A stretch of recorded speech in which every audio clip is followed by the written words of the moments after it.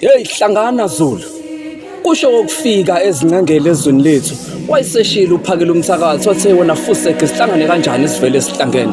Wayibuzwa kuyikona ngoba bofika abanawo lo mkhuba wabo ukuthi mase befuna ukuthatha izinto zethu mase bezenza bethu. Sina la ezweni lethu ke sabona ngabanye ukuthi iMarch and March iyasebenza. Ilindelana incanyana yaphakama yathi iMarch and March yosilawula ukuxosha bokufika. Hlangana Zulu. Lokho sikusho ngelikhulu iqolo ukuthi hlangana Zulu sekwanele mabahambe emva kwesikhathi eside befikile ezweni lethu bazenzela umathanda bheka nje abanye namhlanje banamabhizinisi abanye balala nodadewethu babazalisa abantwana amaqede bagolozo khamba hey udadewethu wena onengane nabo xola ke mosafuna ukubavikela vele uhambe nabo sekwanele mabahambe hlangana Zulu. Lokho esikulwelile silindelana nathi besikhombisa ukuthi singabantu abamnyama basaphila basafuna ngokwabo umhlaba ubuyele kumuntu omnyama komuntu omnyama kubuyele kumuntu omnyama siyeke lento ukuthi isikhalo sigwaze ekhaya ngoba nakho abamnyama bebulana bodwa cha namhlanje uhlangene uZulu sithi hlangana Zulu lindelana isukumile yasimela nathi sithi March and March hlangana Zulu sekwanele mabahambe.